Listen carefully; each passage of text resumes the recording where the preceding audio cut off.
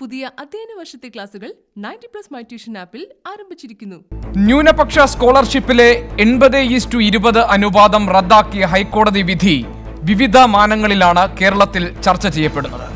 ദശാബ്ദങ്ങളായി നിലനിൽക്കുന്ന ഒരു സമ്പ്രദായമാണ്. കേരളത്തിൽ മാറി മാറി വന്ന ഗവൺമെൻറ്റുകളും നടപ്പാക്കി വന്ന ഒന്നായിരുന്നു ഇത്. ഹൈക്കോടതിയുടെ വിധി വന്നിട്ടുണ്ട്. അതിൻ്റെ വിവിധ വശങ്ങൾ പഠിക്കേണ്ടതായിട്ടുണ്ട്. ആ പഠനത്തിന് ശേഷം എന്താണ് ചെയ്യേണ്ടതെന്ന് തീരുമാനിക്കും.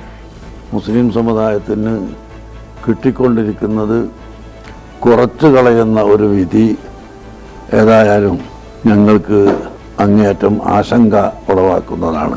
കോടതി വിധിയുടെ പശ്ചാത്തലത്തിൽ വിവേചനരഹിതമായി ന്യൂനപക്ഷ വിഭാഗങ്ങളിലെ ഓരോ വിഭാഗത്തിനും അവർ അർഹിക്കുന്ന പരിഗണന കൊടുത്ത് പദ്ധതികൾ നടപ്പിലാക്കുമെന്ന് പ്രതീക്ഷിക്കുന്നു.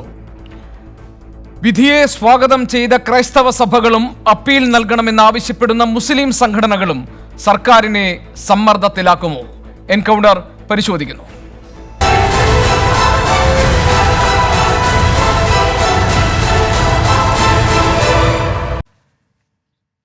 എന്റെ അതിഥികൾ: Muslim League acting general secretary Shri PM A Salam, INL സംസ്ഥാന general secretary Shri Kasim Irikkur, CPM നേതാവ് ശ്രീ KT കുഞ്ഞിക്കണ്ണൻ, ആലപ്പുഴ രൂപത വക്താവ് ഫാദർ സേവിയർ കുടിയാംശ്ശേരി എന്നിവർ. ശ്രീ PM A സലാം, ഇപ്പോഴത്തെ ഈ 80:20 അനുപാതം നടപ്പാക്കുന്ന സർക്കാർ ഉത്തരവ് റദ്ദാക്കിക്കൊണ്ടുള്ള ഹൈക്കോടതി വിധിയിൽ പറയുന്ന പ്രധാനപ്പെട്ട കാര്യം, ന്യൂനപക്ഷ വിഭാഗങ്ങളെ പ്രത്യേകമായി പരിഗണിക്കുമ്പോൾ അവർക്കിടയിൽ ഒരു വിവേചനം ഉണ്ടാക്കുന്നത് ഭരണഘടനാപരമായി നിലനിൽക്കില്ല എന്നുള്ളതാണ്. മാത്രമല്ല, ന്യൂനപക്ഷ വകുപ്പിലെ നിയമങ്ങളെയും അതോടൊപ്പം തന്നെ ഭരണഘടനാ തത്വങ്ങൾക്കും ലംഘനമുണ്ടാക്കുന്ന തരത്തിലുള്ള ഇടപെടലാണ് സർക്കാർ ഉത്തരവിലൂടെ സംഭവിച്ചിരിക്കുന്നത് എന്നതാണ്. അതിൻ്റെ അടിസ്ഥാനത്തിൽ 80:20 എന്ന ഈ സ്കോളർഷിപ്പിലെ അനുപാതം അസാധുവായിരിക്കും എന്ന് കോടതി പറയുന്നു. ഈ സ്ഥിതിവിശേഷത്തിന് ആരാണ് കാരണക്കാർ?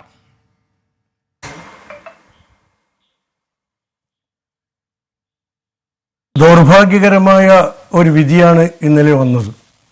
സത്യത്തിൽ ഈ വിധിക്ക് കാരണം നമ്മൾ അന്വേഷിക്കേണ്ടതുണ്ട്. നമ്മുടെ മുമ്പിൽ യാഥാർത്ഥ്യങ്ങളുണ്ട്, വസ്തുതകളുണ്ട്. ഇതിൻ്റെ പശ്ചാത്തലവും നമുക്കറിയാം. ന്യൂനപക്ഷങ്ങൾക്ക് അവകാശപ്പെട്ട ആനുകൂല്യങ്ങളാണെങ്കിൽ എല്ലാ ന്യൂനപക്ഷങ്ങൾക്കും അത് ലഭിക്കേണ്ടതുണ്ട്. അതിൽ മുസ്ലിം ലീഗിന് എതിർപ്പില്ല. മാത്രമല്ല, ന്യായമായ അവകാശങ്ങൾ എല്ലാ സമുദായങ്ങൾക്കും ലഭ്യമാകണം എന്നത് തന്നെയാണ് മുസ്ലിം ലീഗിൻ്റെ നിലപാടും. ഇവിടെ അതെല്ലാം ഉണ്ടായത്. ഇവിടെ ഒരു പ്രത്യേക സമുദായത്തിന് വേണ്ടി ഉണ്ടാക്കിയ ആനുകൂല്യങ്ങളും പദ്ധതികളും അവരിൽ നിന്ന് കവർന്നെടുക്കുന്നു എന്നതാണ് ഇപ്പോഴത്തെ അവസ്ഥ. ഇപ്പോൾ കേരളത്തിൽ നമുക്കറിയാം, ഇന്ത്യയിലും കേരളത്തിലൊക്കെ എല്ലാ ജനവിഭാഗങ്ങൾക്കുമുള്ള ക്ഷേമ പദ്ധതികളുണ്ട്. കേരളത്തിൽ നാടാർ സമുദായത്തിനുണ്ട്, അവശ ക്രൈസ്തവർക്കുണ്ട്, പരിവർത്തിത ക്രൈസ്തവർക്കുണ്ട്, പിന്നോക്ക ഹിന്ദുക്കൾക്കുണ്ട്, മുസ്ലിങ്ങൾക്കുണ്ട്. ഇവർക്കൊക്കെ പ്രത്യേകം പദ്ധതികളുണ്ട്. അത് നടപ്പാക്കാനുള്ള ബോർഡുകളും കോർപ്പറേഷനുകളും മുന്നോക്ക സമുദായക്കാർക്കടക്കം കേരളത്തിലുണ്ട്. ഇതൊക്കെ ആ ബന്ധപ്പെട്ട സമുദായങ്ങൾക്ക് വേണ്ടിയാണ്. ആ സമുദായങ്ങളുടെ അവകാശങ്ങളിലേക്ക് മറ്റു സമുദായങ്ങളെ കൊണ്ടുവരുമ്പോഴാണ് പ്രശ്നങ്ങൾ ഉണ്ടാകുന്നത്. ഇപ്പോൾ ക്രൈസ്തവ സമുദായത്തിനുള്ള പ്രശ്നങ്ങൾ പഠിക്കാൻ JB കോശി അവരുടെ നേതൃത്വത്തിൽ ഒരു സമിതിയെ നിയമിച്ചിട്ടുണ്ട്. ആ സമിതിയുടെ റിപ്പോർട്ട് പണിപ്പുരയിലാണ്.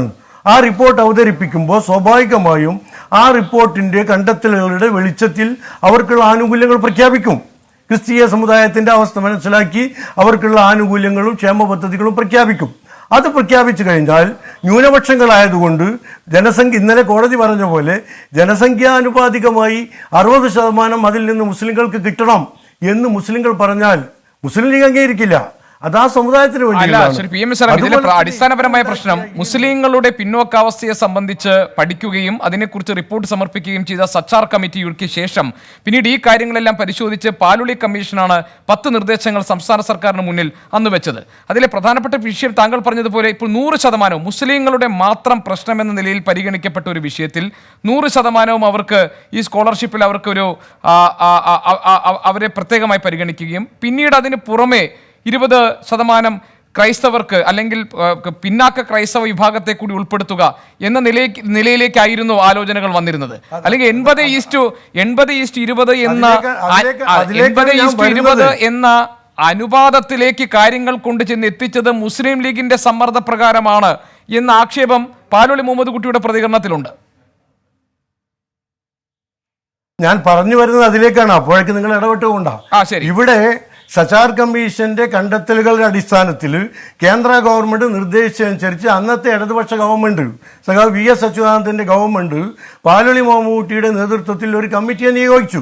ആ കമ്മിറ്റിയിൽ ഡോക്ടർ KT ജലീൽ അംഗമായിരുന്നു. ആ കമ്മിറ്റിയുടെ കണ്ടെത്തലിന്റെ അടിസ്ഥാനത്തിലാണ് മുസ്ലിം സമുദായത്തിന്റെ പിന്നോക്കാവസ്ഥ പഠിക്കാൻ വേണ്ടി മാത്രമാണ് സച്ചാർ കമ്മീഷനെ നിയമിച്ചത്. അത് ന്യൂനപക്ഷങ്ങളുടെ മൊത്തത്തിലുള്ള അവസ്ഥയല്ല. ന്യൂനപക്ഷം എന്നതിലുപരി പിന്നോക്ക സമുദായം എന്ന നിലക്കാണ് മുസ്ലിങ്ങൾക്ക് ഈ അവകാശം ലഭ്യമാകുന്നത്. അതിനുള്ള ഫണ്ട് കേന്ദ്രം കൊടുത്തിട്ടുണ്ട്. അതിൻ്റെ അടിസ്ഥാനത്തിൽ 2008 ഒരു വർഷക്കാലം 2007 മുതൽ 2008 വരെ പാലോളി സമിതി കേരളം മുഴുവൻ സഞ്ചരിച്ച് തെളിവുകളെടുത്ത് ഇതുമായി പദ്ധതികൾ രൂപീകരിച്ചു. അതിൽ 2008 ന്യൂനപക്ഷ സെല്ലുണ്ടാക്കി. അതുണ്ടാക്കിയതും ന്യൂനപക്ഷ സെല്ലാണ്. അവിടെ മാറി, അവിടെ മുതൽ മാറ്റം വന്നു. അത് കഴിഞ്ഞ് 2011 ന്യൂനപക്ഷ ഡിപ്പാർട്ട്മെന്റ് വകുപ്പുണ്ടാക്കി. അപ്പോഴും വന്ന് ന്യൂനപക്ഷമാണ്. സത്യത്തിൽ മുസ്ലിങ്ങൾ ന്യൂനപക്ഷമായതുകൊണ്ടല്ല ഈ അവകാശങ്ങൾ സച്ചാർ കമ്മീഷൻ കൊടുക്കണം എന്നാവശ്യപ്പെട്ടത്. മുസ്ലിങ്ങൾ പിന്നോക്കമായതുകൊണ്ടാണ്. പിന്നോക്ക ന്യൂനപക്ഷമാണ്. ഈ രണ്ട് ക്വാളിറ്റീസും മുസ്ലിം സമുദായത്തിന് ഇന്ത്യയിലുണ്ട്. അപ്പോൾ അതിൻ്റെ അടിസ്ഥാനത്തിലാണ് ഈ സച്ചാർ കമ്മീഷൻ ഈ പിന്നോക്കാവസ്ഥയ്ക്ക് പരിഹാരം കാണാൻ ഉദ്യോഗ തലത്തിലും സാമൂഹ്യ തലത്തിലും വിദ്യാഭ്യാസ രംഗത്തുമൊക്കെ മുസ്ലിം സമുദായത്തിനുള്ള പിന്നോക്കാവസ്ഥ കണക്കിലെടുത്തുകൊണ്ടാണ് കമ്മീഷൻ ഇത്തരം ശുപാർശകൾ ചെയ്തതും 72 ശുപാർശകളും അംഗീകരിച്ചുകൊണ്ട് ശ്രീ മൻമോഹൻ സിംഗിൻ്റെ സർക്കാർ വിവിധ സംസ്ഥാനങ്ങളിലേക്ക് അത് നടപ്പാക്കണം എന്ന് പറഞ്ഞ് നിർദ്ദേശങ്ങൾ സമർപ്പിച്ചതും. അത് ബീഹാറിലും പശ്ചിമ ബംഗാളിലും കശ്മീരിലും ഒക്കെ മുസ്ലിങ്ങൾ ഭൂരിപക്ഷമാണ് കശ്മീരിൽ. എന്ന ആശയത്തിന്റെ ഉത്തരവാദിത്വം ആർക്കാണ്? അതിൽ ഞാൻ പറഞ്ഞു വന്നല്ലോ, 2011 ജനുവരി 1 കേരളത്തിൽ രൂപീകരിച്ചതാണ് ന്യൂനപക്ഷ വകുപ്പാണ് രൂപീകരിച്ചത്. എന്നിട്ട് ആ വകുപ്പിന്റെ കീഴിൽ ആദ്യം 31/1/2011 ജനുവരി 31 2011 ആരാണ് അധികാരത്തിൽ? സഖാവ് VS ആണ് മുഖ്യമന്ത്രി. അദ്ദേഹം മുസ്ലിം ലീഗല്ല, അദ്ദേഹം കോൺഗ്രസും അല്ല. ആ 31/1/2011 കേരള ഗവൺമെന്റ് ഇറക്കിയ ഉത്തരവിലാണ് ന്യൂനപക്ഷമായ മുസ്ലിങ്ങൾക്ക് വേണ്ടി ഉണ്ടാക്കിയ ഈ പദ്ധതികളിൽ 10 മുതൽ 20% വരെ മറ്റ് പിന്നോക്ക ന്യൂനപക്ഷ വിഭാഗത്തിൽപ്പെട്ട ആളുകൾക്കും കൊടുക്കുവാൻ ഇതുവഴി ഉത്തരവിറക്കുന്നു എന്ന് പറഞ്ഞുകൊണ്ട് ആദ്യത്തെ ഉത്തരവിറങ്ങുന്നത്. രണ്ടാമത്തെ ഉത്തരവ് വീണ്ടും 2011 ഫെബ്രുവരി 22-ന് 22/2/2011 വീണ്ടും ഒരു ഉത്തരവ് ഇറങ്ങാണ്. ആ ഉത്തരവിൽ പരിവർത്തിത ക്രൈസ്തവർക്കും ലത്തീൻ ക്രൈസ്തവർക്കും ഈ ന്യൂനപക്ഷ ആനുകൂല്യങ്ങളുടെ 20% നീക്കിവെച്ചുകൊണ്ട് ഗവൺമെൻറ് ഇതിനാൽ ഉത്തരവിറക്കുന്നു എന്ന് ഉത്തരവിറക്കിയിട്ടുണ്ട്. ഈ രണ്ട് ഉത്തരവിൻ്റെയും കോപ്പികൾ നാട്ടിൽ കിട്ടും, എൻ്റെ കയ്യിലുണ്ട്. ഇന്ന് രാവിലെ മലപ്പുറത്ത് പത്രസമ്മേളനം നടന്നപ്പോൾ 24-ന്റെ പ്രതിനിധികളടക്കമുള്ള പത്രക്കാർക്ക് ഞങ്ങളത് കൈമാറിയിട്ടുണ്ട്. അപ്പോൾ 2011 ഫെബ്രുവരിയിലും ജനുവരിയിലും കേരളം ഭരിച്ചിരുന്നത് മുസ്ലിം ലീഗായിരുന്നുവെങ്കിൽ മുസ്ലിം ലീഗാണ് കുറ്റക്കാരൻ. അതല്ല, ഇടതുപക്ഷമാണെങ്കിൽ ഇത് ചെയ്തത് ഇടതുപക്ഷം തന്നെയാണ്, ഒരു സംശയവുമില്ല. പിന്നെ ഐക്യജനാധിപത്യ മുന്നണി 2011 ജൂൺ മാസത്തിൽ അധികാരത്തിൽ വന്നു. ജൂൺ മാസത്തിൽ അധികാരത്തിൽ വന്ന ശേഷം ഈ ആനുകൂല്യങ്ങൾ കൊടുത്തുകൊണ്ടേയിരുന്നു. അപ്പോൾ ഓരോ വർഷവും ആനുകൂല്യങ്ങൾ പ്രഖ്യാപിക്കുമ്പോൾ പഴയ ഓർഡർ ആവർത്തിച്ചുകൊണ്ടേയിരിക്കും. അതുകൊണ്ട് 2015 ഓർഡറിൽ ഇത് പറഞ്ഞിട്ടുണ്ട്, ഒരു സംശയമില്ല. 2011 ഇടതുപക്ഷ മുന്നണി നടപ്പാക്കിയ ഒരു തീരുമാനം പിന്നീട് അധികാരത്തിൽ വന്ന ഐക്യജനാധിപത്യ മുന്നണി എടുത്തു കളഞ്ഞിട്ടില്ല എന്നത് സത്യമാണ്. അത് വൈകാരികമായ ഒരു പ്രശ്നമാണ്. ആ ഘട്ടത്തിൽ മുസ്ലിം ലീഗ് എതിരഭിപ്രായങ്ങൾ പ്രകടിപ്പിച്ചിരുന്നു, അതായത് ആ ഉത്തരവിനെതിരെ അല്ലെങ്കിൽ ആ സമീപനത്തിനെതിരെ. ഞാൻ പറയുന്നത് കേൾക്കൂ. 2011 ഇടതുപക്ഷ ജനാധിപത്യ മുന്നണി നടപ്പാക്കിയ ഉത്തരവ് പ്രകാരം നടപ്പാക്കിയ ആ തീരുമാനത്തിൽ നിന്ന് ഐക്യജനാധിപത്യ മുന്നണി അധികാരത്തിൽ വന്ന ശേഷം മാറ്റം വരുത്തിയിട്ടില്ല. കാരണം 20% 20% വരെ പരിവർത്തിത ക്രിസ്തവർക്കും ലത്തീൻ കത്തോലിക്കക്കാർക്കും അതിൽ നിന്ന് കൊടുക്കുന്നുണ്ട്. പിന്നീട് ഇപ്പോൾ വന്നത് അതിൽ നിന്ന് ഏതാണ്ട് മുഴുവൻ പോകുന്ന ഒരവസ്ഥയിലേക്ക് പോവുകയാണ്. അന്ന് മുസ്ലിങ്ങളുടെ അവകാശത്തിലേക്ക് മറ്റൊരു സമൂഹത്തെക്കുറിച്ച്, സത്യത്തിൽ പരിവർത്തിത ക്രൈസ്തവരാണെങ്കിലും ലത്തീൻ കത്തോലിക്കരാണെങ്കിലും പിന്നോക്കക്കാരാണ്, ഒരു സംശയമില്ല. അവർക്ക് മുസ്ലിങ്ങൾക്ക് നൽകിയ ഈ ആനുകൂല്യത്തിൽ നിന്ന് എടുത്തു നൽകേണ്ടുന്ന ഒരു ആവശ്യമില്ല. ഞാൻ ഒരു മിനിറ്റ് ഞാൻ താങ്കളിലേക്ക് തിരിച്ചു വരാം. തീർത്തോട്ടെ. അന്നത്തെ ഇടതുപക്ഷ ജനാധിപത്യ മുന്നണിക്ക് ഈ പിന്നോക്ക ജനവിഭാഗങ്ങളോട്, പരിവർത്തിത ക്രൈസ്തവരോടും ലത്തീൻ കത്തോലിക്കക്കാരും അടങ്ങുന്ന പരിവർത്തിത ക്രൈസ്തവരോട് എന്തെങ്കിലും സഹാനുഭൂതി ഉണ്ടായിരുന്നുവെങ്കിൽ ന്യൂനപക്ഷ വകുപ്പിന്റെ കീഴിൽ മറ്റൊരു പദ്ധതി അവർക്ക് പ്രഖ്യാപിക്കാമായിരുന്നു. മുസ്ലിങ്ങൾക്ക് വേണ്ടിയുള്ള ഈ പദ്ധതിയിൽ ഉൾപ്പെടുത്തിക്കൊണ്ട് ഇപ്പോഴത്തെ ഈ തീരുമാനത്തിലേക്ക് വലിച്ചേക്കേണ്ട ആവശ്യം ഉണ്ടായിരുന്നില്ല. ശരി, ഞാൻ വരാം. ഫാദർ സേവിയർ കുടിയാംശേരിയുണ്ട്, ആലപ്പുഴ രൂപത വക്താവ് നമ്മളോടൊപ്പം. ഞാൻ താങ്കളിലേക്ക് തിരിച്ചു വരാം. ഫാദർ സേവിയർ കുടിയാംശേരി, ന്യൂനപക്ഷങ്ങൾക്കുള്ള ആനുകൂല്യങ്ങൾ വിതരണം ചെയ്യുന്നതിൽ സന്തുലനമുണ്ടാക്കാൻ ഇന്നത്തെ ഹൈക്കോടതി വിധിയിലൂടെ സാധ്യമാകും എന്ന പ്രതീക്ഷയാണ് വിവിധ ക്രൈസ്തവ സഭകളുടെ പ്രതികരണത്തിൽ ഇന്ന് കണ്ടത്. ഈ കോടതിയുടെ വിധിപ്പകർപ്പ് വായിക്കുമ്പോൾ അതിൽ 11-ാം ഖണ്ഡികയിൽ പറയുന്നുണ്ട്, state government have filed A counter affidavit stating that the Paluli committee relied on statistics from Justice Sachar committee report and the Kerala Padhana report for finalizing its report, which reveals Muslims are far behind Christians in the college enrollment. That is 8.1% for Muslims and 28.1, 20.5, 16.7, 11.8 and 10.3 for forward Hindus, Christians, backward Hindus, scheduled tribes and scheduled caste respectively. It is also stated that the unemployment percentage is 55.2 among Muslims, while it is 31.9 among Christians and 40.2 among backward Hindus. ഇന്ത്യയിൽ ആകമാനം തന്നെ മുസ്ലിം ജനവിഭാഗങ്ങളുടെ സർക്കാർ സംവിധാനത്തിലെ പ്രാതിനിധ്യത്തെക്കുറിച്ച് പഠിച്ച Sachar commission റിപ്പോർട്ടിന്റെ അടിസ്ഥാനത്തിൽ Paloli commission നൽകിയ ശുപാർശകൾ കൂടി നമ്മുടെ മുന്നിലുണ്ട്. അതിൽ പറയുന്നത് ഈ മുസ്ലിം സമുദായത്തിന് അവർക്ക് ഈ തരത്തിൽ ഒരു സ്കോളർഷിപ്പിൽ 80:20 എന്ന അനുപാതം തന്നെ കൊണ്ടുവരാൻ കാരണം, അവർക്ക് കൂടുതൽ മുൻഗണന കൊടുക്കാൻ കാരണം, വിദ്യാഭ്യാസപരമായി പിന്നാക്കാവസ്ഥയിൽ നിൽക്കുന്ന അവരെ കൂടുതൽ മുന്നോട്ട് കൊണ്ടുവരാൻ വേണ്ടിയുള്ള ഉത്തരവാദിത്വത്തിന്റെ ഭാഗമായിട്ടാണ് അത് വിവരിച്ചിരിക്കുന്നത്. സംസ്ഥാന സർക്കാർ നൽകിയിരിക്കുന്ന കൗണ്ടർ അഫിഡവിറ്റിലും അത് പറയുന്നുണ്ട്. പിന്നെ എങ്ങനെയാണ് ഇതിലെ വിവേചനം ഇല്ലാതാക്കുന്ന സന്തുലനം ഉണ്ടാക്കാനുള്ളൊരു നടപടിയാണെന്ന് നിങ്ങൾ പറയുന്നത്?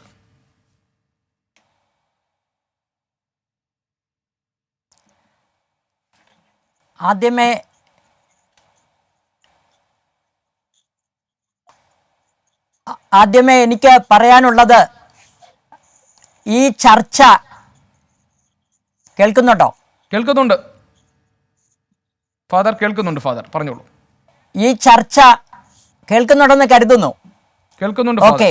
ഈ ചർച്ച ഒരു കാരണവശാലും സമുദായങ്ങൾ തമ്മിലുള്ള ഐക്യത്തിന് കോട്ടം വരാൻ ഇടവരരുത് എന്നാണ് എൻ്റെ ആദ്യത്തെ പ്രാർത്ഥന. രണ്ടാമത്, ഞങ്ങൾ കരുതുന്നത് ഇത് നീതിയിലേക്കുള്ള ഒരു ചുവടുവയ്പ്പാണ് എന്ന് തന്നെയാണ്. അതിൻ്റെ ഒരു കാര്യം, ഈ ജഡ്ജ്മെൻറ്റിൽ തന്നെ പറയുന്നുണ്ട്, ആർട്ടിക്കിൾ 14, ആർട്ടിക്കിൾ 15 ആണ് ഇൻവോക്ക് ചെയ്തിരിക്കുന്നത്. ഈ തുല്യനീതി എന്ന് പറയുന്നത് സമസ്ത മേഖലകളിലും അപ്ലൈ ചെയ്യേണ്ട ഒരു കാര്യമാണ്. ഈ ജഡ്ജ്മെൻറ്റ് തന്നെ ഒരു പബ്ലിക് ഇൻട്രസ്റ്റ് ലിറ്റിഗേഷൻ്റെ റിസൾട്ടാണ്. മറ്റൊരു കാര്യമുള്ളത്, വളരെ ഗൗരവമായിട്ട് നോക്കുകയാണെങ്കിൽ യഥാർത്ഥത്തിൽ സ്കോളർഷിപ്പുമായിട്ട് ബന്ധപ്പെട്ടാണ് ഈ ജഡ്ജ്മെൻറ്റ് വന്നിരിക്കുന്നത്.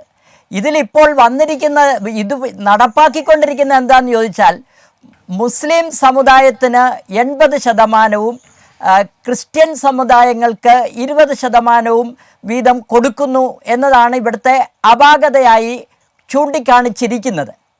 അതുമായി ബന്ധപ്പെട്ട് എനിക്ക് പ്രീമാ ഫാച്ചിയെ പറയാനുള്ള ഒരു കാര്യം, അതിൽ കോടതിയുടെ കണ്ടെത്തലിൽ ഒരു നീതിയുടെ വശം ഉണ്ട്. ഇനി ഞാൻ 2 കാര്യങ്ങൾ എടുത്തു പറയുകയാണ്. കോടതി ആർക്കൊക്കെ എത്ര ശതമാനം വീതം കൊടുക്കണം എന്ന് പറഞ്ഞിട്ടില്ല. അത് ചെയ്യാൻ ഏൽപ്പിച്ചിരിക്കുന്നത് സർക്കാരിനെയാണ്. സർക്കാരിന് യുക്തമെന്ന് തോന്നുന്ന തീരുമാനം എടുക്കാവുന്നതാണ്. അങ്ങനെയല്ല ഫാദർ, ജനസംഖ്യാനുപാതികമായി. അല്ല ഫാദർ, ഒരു മിനിറ്റ്. തന്നെയാണ് ഫാദർ, സർക്കാരിന് ഇഷ്ടം പോലെ അതെ, ചെയ്യാമെന്നുള്ളതല്ല, ആ, ജനസംഖ്യാനുപാതികമായി ഞാൻ വേണം, സമ്മതിക്കുന്നു. ജനസംഖ്യാനുപാതികമായി വേണമെന്നാണ് കോടതിയുടെ ഡയറക്ഷൻ. ആനുപാതികമായി തന്നെയാണ്. അതെ അതെ, അത് കറക്റ്റാണ്, ഞാൻ വായിച്ചതാണ്, അത് കറക്റ്റാണ്. പക്ഷെ അത് ചെയ്യേണ്ടത് സർക്കാരാണ്. അത് തന്നെ ഞാൻ പറയുന്നത്. പക്ഷെ ഒരു കാര്യമുള്ളത്, എനിക്ക് കോടതിയോടും സർക്കാരിനോടും ഓരോ കാര്യങ്ങൾ പറയാനുണ്ട്. ബഹുമാനപ്പെട്ട കോടതി ഈ ജഡ്ജ്മെൻറ്റ് നടത്തുമ്പോൾ ശരിക്കും അഫക്റ്റഡ് പാർട്ടീസിനെ കേൾക്കേണ്ടതായിരുന്നു.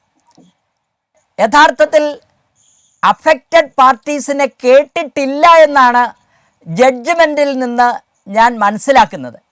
ആ ഒരു കാര്യം ബഹുമാനപ്പെട്ട കോടതിയോട് എനിക്ക് പറയാനുണ്ട്. മറ്റൊന്ന്, ഇത് നടപ്പാക്കുമ്പോൾ ഞാൻ പ്രതിനിധീകരിക്കുന്നത് ലാറ്റിൻ കാത്തലിക് കമ്മ്യൂണിറ്റിയാണ്.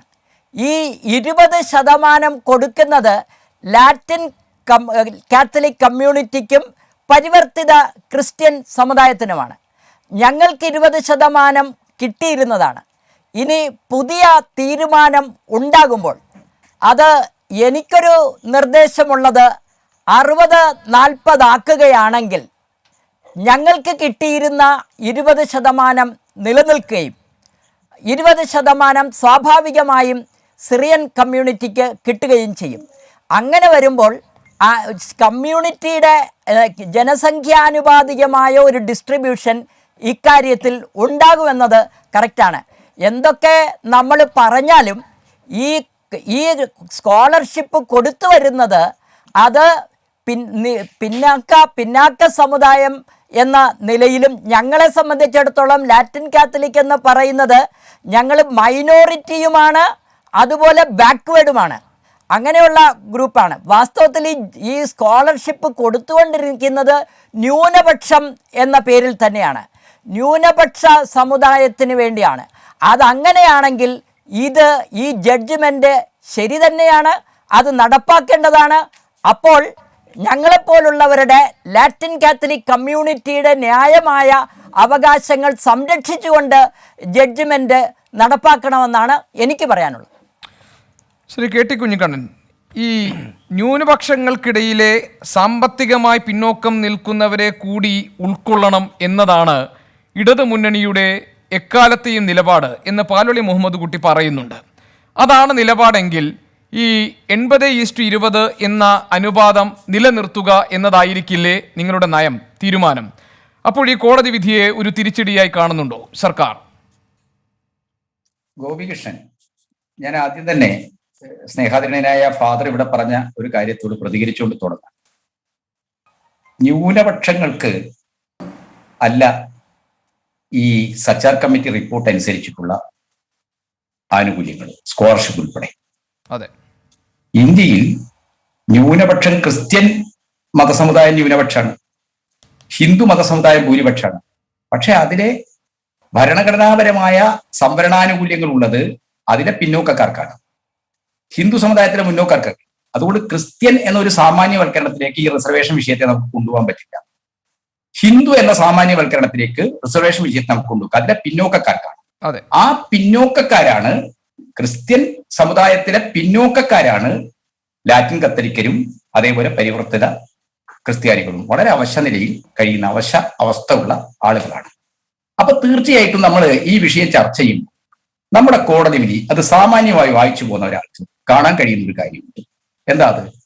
ഈ സച്ചാർ കമ്മിറ്റി റിപ്പോർട്ടും പാലോളി കമ്മിറ്റി റിപ്പോർട്ടും അതിന്റെ ഭാഗമായി ഇവിടെ ആവിഷ്കൃതമായ ഈ പദ്ധതികളും സംവിധാനങ്ങളും അതിന്റെ ചരിത്രപരമോ അതിന്റെ സാമൂഹ്യ പ്രധാനവുമായ വിഷയങ്ങളെ കാണുന്നില്ല. കോടതി എവിടെയാണ്? തുല്യനീതി എന്ന ഒരു താർക്കിക യുക്തിയിലാണ്.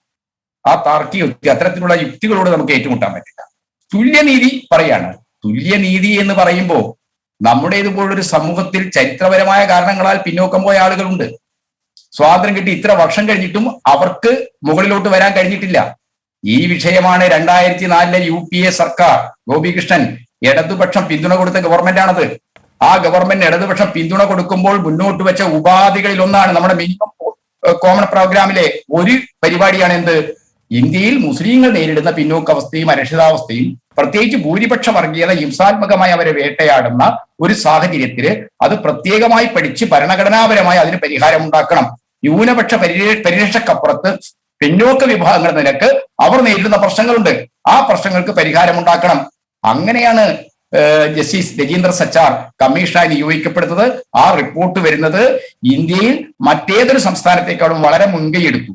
കേരളവും ബംഗാളിലും അവിടുത്തെ റിസർവേഷൻ മാനദണ്ഡങ്ങളിൽ തന്നെ മാറ്റം വരുത്തുന്നു. ഇവിടെയും മുൻകൈയെടുത്തു ഈ സംവിധാനങ്ങൾ ഉണ്ടായി. ഇപ്പൊ വന്നിരിക്കുന്നത് സംവരണാനുപാതത്തെ സംബന്ധിച്ചിട്ടുള്ള ഒരു വിഷയമാണ്. ഈ സംവരണാനുപാതം വരുന്നത് ഞാൻ മനസ്സിലാക്കുന്നത് 2011 ഇത്തരം ഒരു തീരുമാനത്തിലേക്ക് ഇടതുപക്ഷ ജനാധിപത്യ മുന്നണി എത്തുന്നത് ഈ പിന്നോക്ക വിഭാഗങ്ങളെ, ന്യൂനപക്ഷ സമൂഹത്തിലെ വിഭാഗത്തിലെ പിന്നോക്ക വിഭാഗങ്ങളെ കുറിച്ച് ചിന്തിച്ചപ്പോൾ എന്താണ്, 20% വരുന്ന ലത്തീൻ കത്തോലിക്കരും അതേപോലെ തന്നെ പരിവർത്തിത ക്രിസ്ത്യാനികളുടെയും പ്രശ്നമുണ്ട്. അത് വളരെ സതുദ്ദേശപരമായ ഒരു ലക്ഷ്യത്തോടു കൂടിയാണ് ചെയ്തത്. തീർച്ചയായിട്ടും ഈ ചർച്ചയിൽ പലരും ഉന്നയിച്ച, ഞാൻ നേരത്തെയൊക്കെ പങ്കെടുത്ത ചർച്ചയിൽ പലരും ഉന്നയിച്ച പോലെ അത് സവിശേഷമായി പഠിക്കേണ്ട ഒന്നാണ്. തീർച്ചയായിട്ടും JB Koshy commission, justice JB Koshy അത്തരം ഒരു റിപ്പോർട്ട് തയ്യാറായിക്കൊണ്ടിരിക്കുകയാണ്. ആ റിപ്പോർട്ട് സർക്കാരിന് ലഭിച്ചു കഴിഞ്ഞാൽ കൃത്യമായ രീതിയിൽ അതിന് പരിഹാരം ഉണ്ടാവും. ഞാൻ ഒറ്റ കാര്യം മാത്രമേ സൂചിപ്പിക്കുന്നുള്ളൂ, സാമൂഹ്യമായുള്ള പിന്നോക്കാവസ്ഥ അത് വിവിധ വിഭാഗങ്ങൾക്ക് അതിന്റെ ഭാഗമായി കിട്ടുന്ന ആനുകൂല്യങ്ങളിൽ പലപ്പോഴും അസന്തുലിതം ഉണ്ടാവും. നമ്മുടെ ഇതൊരു ഭൂഷാ സമൂഹമാണല്ലോ. ആ അസന്തുലിതങ്ങൾ എന്താണ്, സംഘർഷാത്മകമായ ഒരു കോൺഫ്ലിക്ട് സ്പിരിറ്റിലേക്ക് നമുക്ക് ചർച്ച ചെയ്യാൻ പാടില്ല. അല്ല ശരി, KT കുഞ്ഞിക്കണ്ണൻ, ഞാൻ ആ ഭാഗങ്ങളോടൊക്കെ താങ്കളോട് യോജിക്കുന്നു. താങ്കൾ പറഞ്ഞതുപോലെ തന്നെ രാജ്യത്ത് തന്നെ മുസ്ലിം സമുദായം നേരിടുന്ന പിന്നാക്കാവസ്ഥയെക്കുറിച്ച് പഠിച്ച സച്ചാർ കമ്മിറ്റി നൽകിയ നിർദ്ദേശങ്ങളും അതിന്റെ വെളിച്ചത്തിൽ കാര്യങ്ങൾ പരിശോധിച്ച പാലോളി കമ്മീഷന്റെ ശുപാർശകളും നിർദ്ദേശങ്ങളും ഒക്കെ അടിസ്ഥാനപ്പെടുത്തിയാണ് ഇതെല്ലാം നമ്മൾ ചർച്ച ചെയ്യുന്നത്. അവിടെയാണ് താങ്കൾ എത്തുന്നതിന് തൊട്ട് മുൻപ് മുസ്ലിം ലീഗിന്റെ പ്രതിനിധി PMA സലാം പറഞ്ഞത് മുസ്ലിങ്ങളുടെ സവിശേഷമായ സാഹചര്യത്തെ, പിന്നാക്കാവസ്ഥയെ കുറിച്ച് പഠിക്കുകയും ആ പിന്നാക്കാവസ്ഥയ്ക്ക് പരിഹാരം കാണാൻ വേണ്ടി എടുത്ത നടപടികളിൽ വെള്ളം ചേർത്തുകൊണ്ടാണ് 80:20 എന്ന അനുപാതം എന്ന ആശയം തന്നെ വന്നത്. അതിന് ഉത്തരവാദിത്വം ഇടതുപക്ഷ സർക്കാരിനാണ് എന്ന് നേരത്തെ ശ്രീ PMA സലാം താങ്കൾ വരുന്നതിന് തൊട്ട് മുൻപ് പറഞ്ഞു. അതിനെ തുടർന്നുണ്ടായ പ്രശ്നങ്ങളെ അല്ലെങ്കിൽ അതുണ്ടാക്കിയിട്ടുള്ള സങ്കീർണതകളാണ് ഇപ്പോൾ ഈ ഹൈക്കോടതി വിധിയിൽ വന്നിരിക്കുന്നത്. പിന്നെ നേരത്തെ ശ്രീ KT കുഞ്ഞിക്കണ്ണൻ താങ്കൾ പറഞ്ഞു ഇത് താർക്കിക യുക്തിയിലാണ് ഹൈക്കോടതി ഈ കാര്യങ്ങൾ പരിഗണിച്ചിരിക്കുന്നതെന്ന്. ശരിയായിരിക്കാം. അതിൽ ഹൈക്കോടതി പറയുന്ന ഒരു ഭാഗം, here is a case where without taking in to account the entitlement of the Christian minority community within the state available from the population ratio, state is indulging in providing scholarship to the Muslim minority community at 80%, which according to us is an unconstitutional act and unsupported by any law.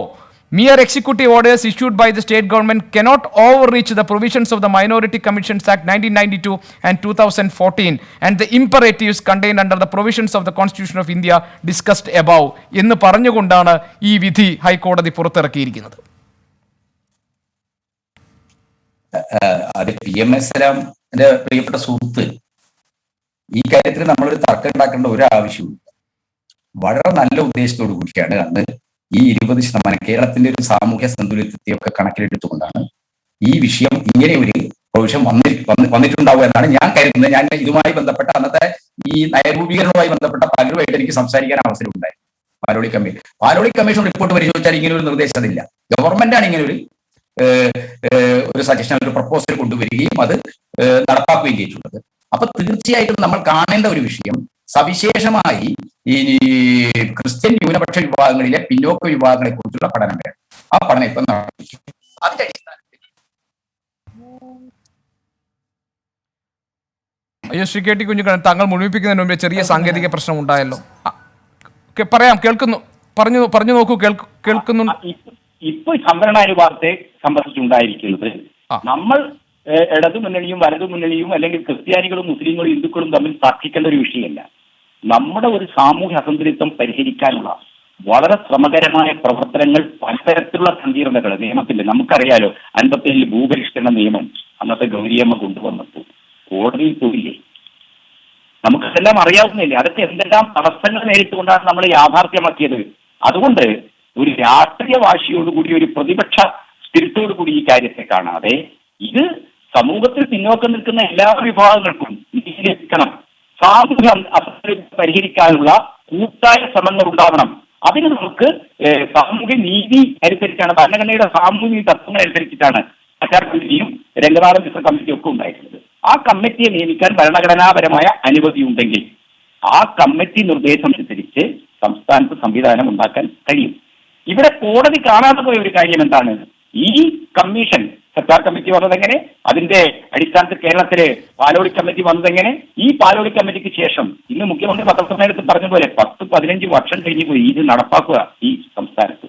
ഇതുമായി ബന്ധപ്പെട്ട് ഇപ്പോൾ കോടതിക്ക് ഇങ്ങനെ ഒരു യുക്തി തോന്നിയിട്ടുണ്ടെങ്കിൽ തീർച്ചയായിട്ടും അത് പരിശോധിച്ച് അതിന്റെ അത് നിയമപരമായി നിലനിൽക്കുന്നതാണോ, ഭരണഘടനാപരമാണോ, മൈനോറിറ്റി കമ്മീഷൻ ആക്ടിന് വിരുദ്ധമായിട്ടുള്ളതാണോ എന്നെല്ലാം പരിശോധിച്ച് ആവശ്യമായ പരിഹാരം ഉണ്ടാക്കാം. അതേപോലെ തന്നെ എന്താണ് AB കോശി കമ്മീഷൻ റിപ്പോർട്ട് വരുമ്പോഴേക്കും ക്രിസ്ത്യൻ സമൂഹത്തിനകത്തുണ്ടായിരിക്കുന്ന ഈ വിഷയത്തിലുള്ള ഒരു ഉത്കണ്ഠ, അവരുടെ ആശങ്ക അത് പരിഹരിക്കാൻ ആവശ്യമായിട്ടുള്ള ഭരണപരമായ നടപടികൾ നിയമപരമായി തന്നെ നമുക്ക്. ശരി, അല്ല ശ്രീ KT കുഞ്ഞിക്കണ്ണൻ, താങ്കൾ പറഞ്ഞ ഒരു ഭാഗത്തോട് ഞാൻ പൂർണ്ണമായി യോജിക്കുന്നു. കേരളത്തിൽ സമുദായങ്ങൾ തമ്മിലുള്ള സംഘർഷത്തിലേക്ക് ചെന്നെത്തുന്ന തരത്തിൽ ഈ കാര്യങ്ങളൊന്നും ചർച്ച ചെയ്യപ്പെടേണ്ടതില്ല. ഞാൻ പൂർണ്ണമായും അതിനോട് യോജിക്കുന്നു. അതേസമയം തന്നെ പാലോളി മുഹമ്മദ് കുട്ടി തന്നെ പറഞ്ഞിരിക്കുന്നത് ന്യൂനപക്ഷങ്ങൾക്കിടയിൽ സാമ്പത്തികമായി പിന്നാക്കം നിൽക്കുന്നവരെ ഉൾക്കൊള്ളണം എന്നതായിരുന്നു LDF നിലപാടെന്നും താങ്കൾ നേരത്തെ ഇത് ആവർത്തിച്ചു. അതുകൊണ്ടാണ് 80:20 എന്ന അനുപാതത്തെക്കുറിച്ച് പോലും സർക്കാർ ആ ഘട്ടത്തിൽ, ആ സവിശേഷ സാഹചര്യത്തിൽ ചിന്തിച്ചത്. അത് വിശദമായി ചർച്ച ചെയ്യപ്പെടേണ്ട കാര്യമാണെന്ന് താങ്കൾ സമ്മതിക്കുകയും ചെയ്തു. അതേ നിലപാടിൽ ഉറച്ചു നിന്നുകൊണ്ടാണ് ഈ വിധിയെ നിങ്ങൾ കാണുന്നത് എന്നാണ് എനിക്ക് അറിയേണ്ടത്. ഒരു ഇടതുപക്ഷ പ്രതിനിധി എന്ന നിലയിൽ ആ നിലപാടിൽ ഉറച്ചു നിന്നുകൊണ്ടാണോ ഈ വിധിയെ നിങ്ങൾ സമീപിക്കുക? സർക്കാർ കമ്മിറ്റി രൂപം കൊണ്ടതും അതിന്റെ നിർദ്ദേശങ്ങൾ മുന്നോട്ട് വന്നതും ഒക്കെ സവിശേഷമായ ഒരു ഉത്തരവാദിത്തമാണ്. ആ കമ്മീഷൻ റിപ്പോർട്ട് അനുസരിച്ചുകൊണ്ട് നടന്നിരിക്കുന്ന മുസ്ലിം പിന്നോക്കാവസ്ഥക്ക് പരിഹാരം ഉണ്ടാക്കാനുള്ള അതിൽ ഏറ്റവും പ്രധാനമായിട്ട് കേരളത്തെ സംബന്ധിച്ച പഠനം, ഞാൻ സർക്കാർ കമ്മിറ്റി പാലോളി കമ്മിറ്റിക്ക് അപ്പുറത്ത് പരീക്ഷത്തിന്റെ കേരള പഠനം തന്നെ ഇത് വളരെ വളരെ ഭീതിതമായ ചില വിവരങ്ങൾ പുറത്തു കൊണ്ടുവന്നിട്ടുണ്ട്. കേരളത്തിൽ SC ST വിഭാഗത്തെക്കാൾ പിന്നോക്കാവസ്ഥ മുസ്ലിം സമൂഹം നേരിടുന്നുണ്ട് എന്നുള്ളത്. അപ്പൊ ആ വിഷയങ്ങൾ ഉൾപ്പെടെയുള്ള കാര്യങ്ങൾ പരിഗണിച്ചുകൊണ്ടാണ് നമുക്ക് ഈ കാര്യത്തിൽ നിലപാട് സ്വീകരിക്കാൻ കഴിയുക. പക്ഷെ 15 വർഷങ്ങൾക്ക് ശേഷം കേരളത്തിൽ വന്ന മാറ്റങ്ങളെയും കൂടി നമ്മൾ കാണണം. ആ മാറ്റങ്ങളെ കണ്ടുകൊണ്ടുള്ള ഒരു സമീപനമാണ് നമുക്ക് ഈ സ്റ്റേഷനിൽ ഉണ്ടാവുന്നത്.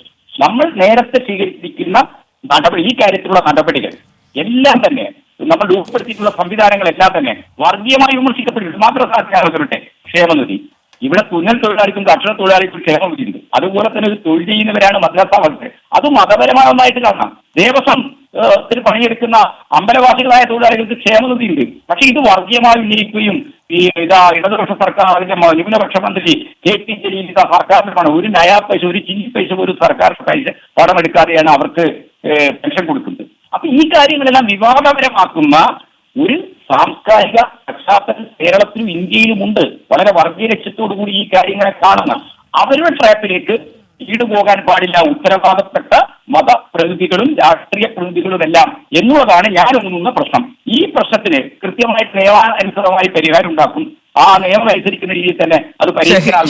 ശരി, ഞാൻ ഏതായാലും താങ്കളിലേക്ക് തിരിച്ചു വരാം. ശ്രീ കാസിം ഇരിക്കൂർ, ഇടതുമുന്നണിയുടെ ഭാഗമായി നിൽക്കുന്ന INL-നെയാണ് താങ്കൾ ഈ ചർച്ചയിൽ പ്രതിനിധീകരിക്കുന്നത്. മുഖ്യമന്ത്രി ന്യൂനപക്ഷ ക്ഷേമ വകുപ്പ് കൈകാര്യം ചെയ്യുമ്പോൾ മുൻമന്ത്രി KT ജലീൽ പറഞ്ഞൊരു കാര്യമുണ്ട്. ന്യൂനപക്ഷ വിഭാഗങ്ങൾക്കിടയിൽ ഉണ്ടായിട്ടുള്ള ആശങ്കകൾ, സംശയങ്ങൾ, അല്ലെങ്കിൽ ന്യൂനപക്ഷ വിഭാഗങ്ങളിലെ ഈ ക്ഷേമ പദ്ധതികളുടെ വിതരണം സംബന്ധിച്ചൊക്കെയുള്ള ആശയക്കുഴപ്പങ്ങൾ, ഇതൊക്കെ സംബന്ധിച്ച് വിവിധ തലങ്ങളിൽ ചർച്ച നടക്കുമ്പോൾ അതിനെല്ലാം അപ്പുറത്ത് ഇതിന് കൃത്യമായൊരു ദിശാബോധം നൽകാൻ പ്രാപ്തിയുണ്ട് ഈ സർക്കാരിനെന്ന് ബോധ്യപ്പെടുത്തുന്നതാണ് മുഖ്യമന്ത്രി ഈ വകുപ്പ് കൈകാര്യം ചെയ്യുന്നതിലൂടെ സംഭവിക്കാൻ പോകുന്നത്. അതിനൊരു ഗൗരവം വന്നിരിക്കുന്നു എന്നാണ്. INL-ന് ഈ കാര്യത്തിൽ 80:20 എന്ന അനുപാതത്തെ സംബന്ധിച്ച് ഹൈക്കോടതി ഇറക്കിയിരിക്കുന്ന വിധിയിൽ സർക്കാർ എന്ത് നിലപാട് സ്വീകരിക്കണമെന്നാണ് നിങ്ങൾ ആവശ്യപ്പെടുക? ഇത് ന്യൂനപക്ഷങ്ങൾക്കുള്ള ആനുകൂല്യം വിതരണം ചെയ്യുന്നതിൽ സന്തുലനം ഉണ്ടാക്കാൻ സഹായിക്കുമെന്ന് ക്രൈസ്തവ സഭകൾ സമീപനമെടുത്തിരിക്കുന്ന സാഹചര്യത്തിൽ നിങ്ങൾ എങ്ങനെ ഈ വിഷയത്തോട് പ്രതികരിക്കും? ആദ്യമായി ഈ വിധിയുടെ ഒരു അവലോകനം നടത്തിക്കഴിഞ്ഞാൽ അവധാനത വേണ്ടത്ര ഇല്ലാത്ത ഒരു വിധിയാണ് എന്നാണ് ഞങ്ങൾ മനസ്സിലാക്കുന്നത്. സച്ചാർ കമ്മീഷൻ റിപ്പോർട്ടും അതുപോലെ തന്നെ കേരളത്തിൻ്റെ പഠനങ്ങളും പാലോളി കമ്മിറ്റിയുടെ അവലോകനങ്ങളെല്ലാം തന്നെ കുറേ വസ്തുതകൾ മുന്നോട്ട് വെക്കുന്നുണ്ട്. ആ വസ്തുതകളുടെ അടിസ്ഥാനത്തിലാണ് അന്നത്തെ VS ഗവൺമെൻറ് ഇത്തരം ഒരു സ്കോളർഷിപ്പ് സ്കീം നടപ്പിലാക്കുന്നത്. അതോടൊപ്പം തന്നെ ആദ്യം ഒരു ന്യൂനപക്ഷ സെല്ലുണ്ടാക്കുന്നു, അവസാനം അത് ഒരു ന്യൂനപക്ഷ വകുപ്പായി മാറ്റുന്നു. ഒരു കാര്യം ഗോപികൃഷ്ണൻ മനസ്സിലാക്കേണ്ടത്, കേരളത്തിൽ മാത്രമല്ല സച്ചാർ കമ്മീഷൻ റിപ്പോർട്ടിൻ്റെ അടിസ്ഥാനത്തിൽ മറ്റ് സംസ്ഥാനങ്ങളിലെല്ലാം തന്നെ പലതരത്തിലുള്ള പദ്ധതികളും ആവിഷ്കരിക്കുകയുണ്ടായി. വിദ്യാഭ്യാസപരമായി, തൊഴിൽപരമായി, അതുപോലെ സാമ്പത്തികമായ എല്ലാം തന്നെ മുസ്ലിങ്ങൾ വളരെ പിന്നോക്കമാണ്. എത്രത്തോളം എന്ന് വെച്ച് കഴിഞ്ഞാൽ ലോകത്തെ മൊത്തത്തിൽ ഞെട്ടിക്കുന്ന വിധത്തിലാണ് ആ റിപ്പോർട്ട് പുറത്തേക്ക് വന്നത്. അതായത് ഇന്ത്യയിലെ അധസ്ഥിതരായ ദലിതരെക്കാൾ വളരെ പിറകിലാണ് പല കാര്യങ്ങളിലും എന്ന് അവർ മനസ്സിലാക്കി കൊടുത്തു. ഒരു കാര്യം മനസ്സിലാക്കേണ്ടതുണ്ട്, അന്നത്തെ പൊളിറ്റിക്കൽ അറ്റ്മോസ്ഫിയർ 2002 ഗുജറാത്ത് കലാപത്തിന് ശേഷം, അതുപോലെ തന്നെ ഇന്ത്യ ഷൈനിങ് എന്ന് പറഞ്ഞുകൊണ്ട് വാജ്പേയിയുടെ നേതൃത്വത്തിലുള്ള BJP ഗവൺമെൻറ് തുടർ ഭരണത്തിന് വേണ്ടി ശ്രമിച്ചൊരു കാലഘട്ടത്തിൽ നേരത്തെ കുഞ്ഞിക്കണ്ണൻ സൂചിപ്പിച്ചതുപോലെ 62-64ഓളം LDF ഇടതുപക്ഷ MP-മാരുടെ പിന്തുണയോടുകൂടി വന്ന ഒന്നാം UPA ഗവൺമെൻറ്റാണ് അന്നത്തെ മാനവശേഷി മന്ത്രി യശസ്വീനായ അർജുൻ സിംഗിൻ്റെ നേതൃത്വത്തിൽ ഈ സച്ചാർ കമ്മീഷൻ റിപ്പോർട്ട് നടപ്പാക്കുന്ന കാര്യത്തിൽ അല്ലെങ്കിൽ മുന്നോട്ട് വെക്കുന്ന കുറേ ആശയങ്ങൾ വരുന്നത്. പലതരത്തിലുള്ള പുരോഗമനപരമായ ക്രിയാത്മകമായ നടപടികളുണ്ടായി. അലിഗർ യൂണിവേഴ്സിറ്റിയുടെ ഓഫ് ക്യാമ്പസ് നമ്മുടെ മലപ്പുറം ജില്ലയിൽ ഉണ്ടാകുന്നത് അതിൻ്റെ അടിസ്ഥാനത്തിലാണ്. മറ്റ് പല സംസ്ഥാനങ്ങളിലും അസാമിലും അതുപോലെ തന്നെ ബംഗാളിലും തന്നെ കുറേ സ്കീമുകളുണ്ടായി. കേരളത്തിൽ അതിൻ്റെ അടിസ്ഥാനത്തിലാണ് അന്നത്തെ LDF ഗവൺമെൻറ് പാലോളി കമ്മിറ്റിയെ നിയമിക്കുന്നത്. വളരെ സുദീർഘമായ പഠനം നടത്തി, ആഴത്തിൽ പഠനം നടത്തി, എല്ലാ മതജാതി വിഭാഗങ്ങളെയും അതിൽ ഉൾപ്പെടുത്തിയിരുന്നു, സാമൂഹിക വിദ്യാഭ്യാസ വിഷയം ഉൾപ്പെടുത്തിയിരുന്നു. ആ റിപ്പോർട്ടിൻ്റെ അടിസ്ഥാനത്തിലാണ് മുസ്ലിം വിഭാഗങ്ങളിലെ പിന്നോക്കം നിൽക്കുന്നവർക്ക് വിദ്യാഭ്യാസപരമായ സമന്വിതിക്ക് വേണ്ടി സ്കോളർഷിപ്പ് ഏർപ്പെടുത്തുന്നത്. ഒരു കാര്യം അടിസ്ഥാനപരമായി മനസ്സിലാക്കേണ്ടത്, കേന്ദ്ര ഗവൺമെൻറ് നൽകുന്ന ഫണ്ടിൽ നിന്നല്ല ഈ സ്കോളർഷിപ്പ് നടപ്പാക്കുന്നത്. അത് കേന്ദ്ര ഗവൺമെൻറ് നൽകുന്ന ഫണ്ടിൽ നിന്നാണെങ്കിൽ അതിൻ്റെ മെറിറ്റ് അടിസ്ഥാനത്തിൽ മറ്റ് യാതൊന്നും നോക്കാതെ ചെയ്യുന്നതാണ്. ഇതൊരു പ്രത്യേക ഫണ്ട് ഉണ്ടാക്കിയിരിക്കുക. അവസാനം ന്യൂനപക്ഷ വകുപ്പ് ഉണ്ടാക്കിയപ്പോഴും തന്നെ അതിന് പ്രത്യേക എമൗണ്ട് അലോട്ട് ചെയ്തിരിക്കുക. ഇത്തരം ഒരു ഘട്ടത്തിൽ വളരെ നന്നായി കാര്യങ്ങൾ മുന്നോട്ട് പോകുന്ന സമയത്ത് ഇവിടെ മുസ്ലിങ്ങൾക്ക് വേണ്ടി മാത്രമാണ് ഒരു പദ്ധതി ഉള്ളത് എന്നുള്ള പ്രചാരണമുണ്ടായി. യഥാർത്ഥത്തിൽ തെറ്റായ പ്രചാരണമാണ്. പരിവർത്തിത ക്രൈസ്തവർക്കൊക്കെ വേണ്ടി ഇവിടെ ബോർഡ് ഉണ്ടായിരുന്നു. ഇവിടെ ഒറ്റ കാര്യം ഞാൻ ഒരൊറ്റ കാര്യം ഈ പോയിന്റിലേക്ക് വരാൻ വേണ്ടി മാത്രം ഒന്ന് ഇടപെടുകയാണ് താങ്കളുടെ അനുവാദത്തോടു കൂടി. അതായത് ഈ നമ്മളിപ്പോൾ താങ്കൾ പറഞ്ഞ ഈ സച്ചാർ കമ്മീഷന്റെ കണ്ടെത്തലുകൾ ഞെട്ടിക്കുന്ന വെളിപ്പെടുത്തലുകളായിരുന്നു, തർക്കമില്ല. അതിനുശേഷം അതിന്റെ വെളിച്ചത്തിലാണല്ലോ പാലോളി കമ്മീഷൻ കാര്യങ്ങൾ പഠിച്ചത്. പാലോളി കമ്മീഷൻ സർക്കാരിന് സമർപ്പിച്ചിട്ടുള്ള നിർദ്ദേശങ്ങളിൽ പെടുന്നതല്ലല്ലോ ശ്രീ കാസിമീർ ക്യൂറി 80:20 എന്ന അനുപാതം. അത് പിന്നീട് വന്ന കാര്യമാണല്ലോ. സച്ചാർ കമ്മീഷൻ റിപ്പോർട്ടിന്റെ അടിസ്ഥാനത്തിൽ അതിന്റെ വെളിച്ചത്തിൽ പാലോളി കമ്മീഷന്റെ കണ്ടെത്തലുകളുടെ അടിസ്ഥാനത്തിലായിരുന്നു ഇത് നടപ്പാക്കപ്പെട്ടതെങ്കിൽ, അതിന്റെ ശരിയായ ട്രൂ സ്പിരിറ്റിലായിരുന്നു അത് നടപ്പാക്കപ്പെട്ടതെങ്കിൽ, ഞാൻ ഉദ്ദേശിക്കുന്നത് മുസ്ലിം സമുദായത്തിന്റെ പിന്നാക്കാവസ്ഥ പരിഹരിക്കാനായിരുന്നു അത് നടപ്പാക്കപ്പെട്ടതെങ്കിൽ ഇപ്പോൾ ഈ പ്രശ്നം ഉണ്ടാകില്ലായിരുന്നല്ലോ. അവിടെയാണ് പ്രശ്നം. അന്ന് ആ ഓർഡർ ഇറക്കിയ അവസരം വളരെ വ്യക്തമായിട്ട് പറയുന്നുണ്ട്. അതായത് മുസ്ലിം വിഭാഗങ്ങൾ ഇതുവരെ ആനുകൂല്യങ്ങൾ അനുഭവിക്കുന്നവർക്ക് അവരുടെ ആനുകൂല്യത്തിൽ നിന്ന് കാര്യമായ കോട്ടമൊന്നും തട്ടാതെ 10 മുതൽ 20% വരെ ചില വിഭാഗങ്ങൾക്ക് കൊടുക്കുന്നതിനെ കുറിച്ചാണ് ഉത്തരവിറക്കുന്നത്. പക്ഷേ ഒരു കാര്യം, ഇത് 2011 LDF ഗവൺമെന്റിന്റെ അവസാന കാലഘട്ടത്തിലാണ് വരുന്നത്. പിന്നീട് ഇത് നടപ്പിലാക്കുന്നത് UDF ഗവൺമെന്റിന്റെ കാലഘട്ടത്തിലാണ്.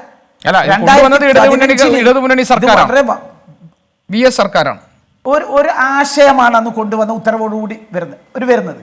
പക്ഷെ അവിടെയല്ല പ്രശ്നം ഇപ്പോൾ വരുന്നത്. ഇതുവരെ ആരും ഇതിൻ്റെ പേരിൽ ബഹളം വെച്ചിരുന്നില്ല. ഇപ്പോൾ ഒരു മൊത്തത്തിലുള്ള ഒരു കാര്യം നമുക്ക് മനസ്സിലാക്കാൻ സാധിക്കും. ഒരു വർഗീയ ധ്രുവീകരണത്തിനുള്ള അല്ലെങ്കിൽ മുസ്ലിങ്ങളും ക്രിസ്ത്യാനികളും തമ്മിൽ ഏറ്റുമുട്ടിക്കുന്ന തരത്തിലുള്ള ചില രാഷ്ട്രീയങ്ങൾ ഇവിടെ പറ്റുന്നുണ്ട്. അതിൻ്റെ അടിസ്ഥാനത്തിലാണ് ഹൈക്കോടതിയിൽ പോയിരിക്കുന്നത് ചോദ്യം ചെയ്തുകൊണ്ട്. നേരത്തെ ബഹുമാനപ്പെട്ട ഫാദർ പറയുകയുണ്ടായി സാമൂഹ്യ നീതി, തുല്യത. ഒരു കാര്യം മനസ്സിലാക്കേണ്ടത്, TMA പേ കേസിൽ വളരെ അർത്ഥവത്തായ രീതിയിൽ, വളരെ വ്യക്തമായ രീതിയിൽ സുപ്രീം കോടതി പറഞ്ഞിട്ടുണ്ട്, 9 അംഗ ബെഞ്ച് പറഞ്ഞിട്ടുണ്ട്, സാമൂഹ്യ നീതി, തുല്യത എന്നൊക്കെ പറയുന്നത് തുല്യവർ തമ്മിലാണ്. അതേസമയത്ത് കേരളത്തിലെ മുസ്ലിങ്ങൾ മറ്റ് ജനവിഭാഗങ്ങളായി നോക്കുന്ന സമയത്ത് സാമൂഹ്യപരമായി, വിദ്യാഭ്യാസപരമായി, സാമ്പത്തികമായി വളരെ പിന്നോക്കമാണ് നിൽക്കുന്നത്. അവരെ കൈപിടിച്ചുയർത്താൻ വേണ്ടി വല്ല പദ്ധതിയും ആവിഷ്കരിച്ചേ പറ്റൂ. ആർട്ടിക്കിൾ 14 തുല്യർ തമ്മിലാണ്, അല്ലാണ്ട് സമാനതകൾ ഇല്ലാത്തവർ തമ്മിലല്ല. ആ കാര്യവും മനസ്സിലാക്കേണ്ടതുണ്ട്. ഇവിടെ ഒരു തരത്തിലുള്ള ദുഷ്പ്രചാരണങ്ങൾ നടക്കുന്നുണ്ട് അണിയറക്ക് പിന്നിൽ. ആ ദുഷ്പ്രചാരണങ്ങളുടെ ഘട്ടത്തിൽ ബഹുമാനപ്പെട്ട കോടതി വസ്തുതകൾ മുൻവെച്ചുകൊണ്ടായിരുന്നു വിധി പറയേണ്ടിയിരുന്നത്. അതാണ് പറഞ്ഞത്. സർക്കാരാവട്ടെ, സർക്കാർ അഭിഭാഷകരാകട്ടെ, ഓരോ വസ്തുതകളും അതുപോലെ ഈ സ്കീം നടപ്പാക്കിയ ചരിത്ര പശ്ചാത്തലം വിവരിച്ചെടുത്ത് പക്ഷേ ഹൈക്കോടതി അതൊന്നും സ്വീകരിച്ചില്ലെന്ന് മാത്രമല്ല, നേരത്തെ പറഞ്ഞ നീതിപരമായ ചില യുക്തികൾ എടുത്തു. പക്ഷെ ആ യുക്തികൾ യഥാർത്ഥത്തിൽ കുറേ യാഥാർത്ഥ്യങ്ങളെ മറന്നു. അതുകൊണ്ട് തന്നെ അടിസ്ഥാനപരമായുള്ള തകരാറ് വിധിയിലാണ്, മറ്റുള്ളവരിലല്ല. അതുകൊണ്ട് തന്നെയാണ് ഇന്ന് ബഹുമാനപ്പെട്ട മുഖ്യമന്ത്രി പറഞ്ഞത്, ഈ വിധിയിൽ കുറേ മാനങ്ങളുണ്ട്. ആ മാനങ്ങൾ പഠിച്ചതിന് ശേഷം എങ്ങനെ തിരുത്താൻ പറ്റും, അല്ലെങ്കിൽ എങ്ങനെ തുടർ നടപടി മുന്നോട്ട് പോകാൻ പറ്റും എന്നതിനെക്കുറിച്ച് ചിന്തിക്കുമെന്നുള്ളത്. ഒരു കാര്യം എനിക്ക് INL എന്താണ് ഈ കാര്യത്തിൽ ആവശ്യപ്പെടുന്നത്, അതാണ് എനിക്ക് ഇൻ ഷോർട്ട് അറിയേണ്ടത്. INL ഈ കാര്യത്തിൽ എന്താണ് ആവശ്യപ്പെടുന്നത്? ഒന്ന്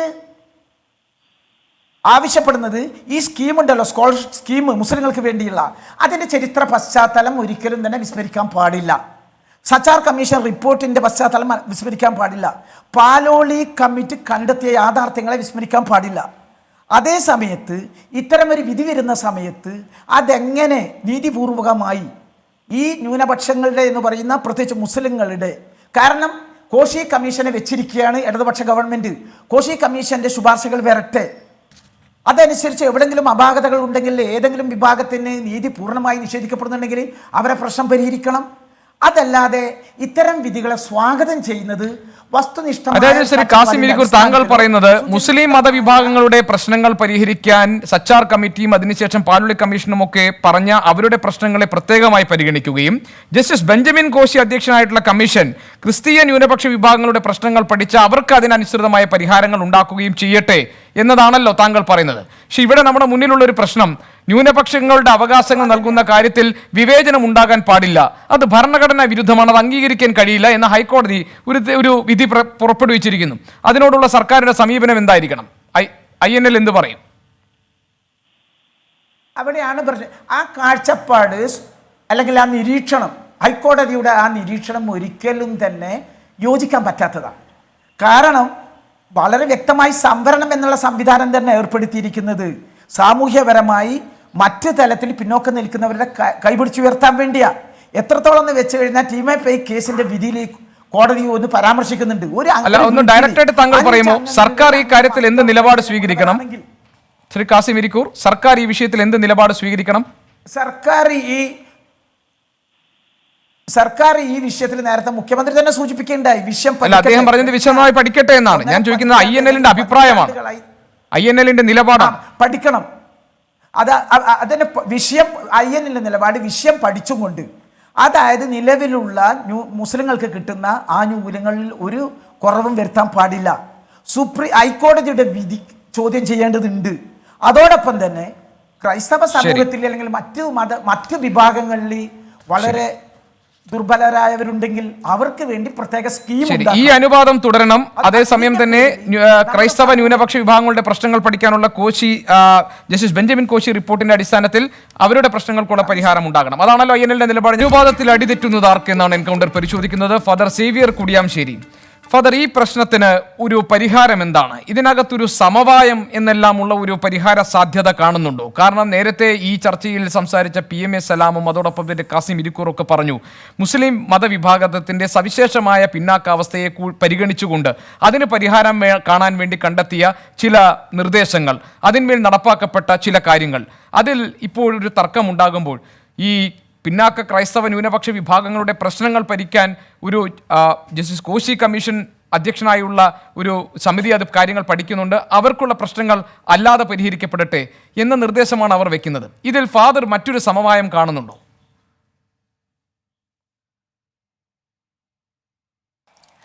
മിസ്റ്റർ ഗോപി കൃഷ്ണൻ, എനിക്ക് കുറച്ച് സമയം തരണം. കാരണം എനിക്ക് ചില കാര്യങ്ങൾ പറയാനുണ്ട്. ഒന്നാമത് എനിക്ക് പറയാനുള്ള, എൻ്റെ സുഹൃത്തുക്കളെല്ലാം ഇവിടെ പങ്കുവെച്ചതിൽ നിന്ന് എനിക്ക് പറയാനുള്ള ഒരു കാര്യം, അതായത് നമ്മൾ ഒരു വിഷയം, ചരിത്രത്തിലെ ഒരു വിഷയം ചർച്ച ചെയ്യുമ്പോൾ അതിൻ്റെ ഉത്തരം നാളെ സംഭവിക്കുന്ന ഒരു കാര്യമായിക്കൂടാ. ഗോപികൃഷ്ണൻ അത് കേൾക്കുന്നുണ്ടെന്ന് കരുതുന്നു. ഒരു ചരിത്രത്തിലെ ഒരു കാര്യം ചർച്ച ചെയ്യുമ്പോൾ അതിൻ്റെ ഉത്തരം ചരിത്രത്തിലെ ഒരു വിഷയം നമ്മൾ ചർച്ച ചെയ്യുമ്പോൾ അതിനുള്ള ഉത്തരം കണ്ടെത്തേണ്ടത് നാളെ നടക്കുന്ന കാര്യത്തിലല്ല, അത് ഭൂലോകത്താരും സമ്മതിക്കുന്ന കാര്യമല്ല. ജസ്റ്റിസ് JB കോശി കമ്മീഷൻ അത് തുടങ്ങിയിട്ട് പോലും ഇല്ല. അതല്ല ഇതിൻ്റെ ഉത്തരം. ഇപ്പം നമ്മൾ കണ്ടെത്തേണ്ടത് ദെയർ ഈസ് എ ജഡ്ജ്മെൻറ്റ്. ഇനി ആ ജഡ്ജ്മെൻറ്റിനെ കുറിച്ച് എൻ്റെ ബഹുമാനപ്പെട്ട സുഹൃത്തുക്കൾ അവതരിപ്പിച്ചതിൽ എനിക്കൊരു കറക്ഷനുണ്ട്. പലരും ഇവിടെ പറയുകയുണ്ടായി ജഡ്ജ്മെൻറ്റ് ഒരു അവധാനതയില്ലാതെ അവതരിപ്പിച്ച അല്ലെങ്കിൽ പറഞ്ഞു വെച്ച ഒരു ജഡ്ജ്മെൻ്റ് ആണെന്ന്. എനിക്കത് പൂർണ്ണമായിട്ട് യോജിക്കാൻ കഴിയുന്നില്ല.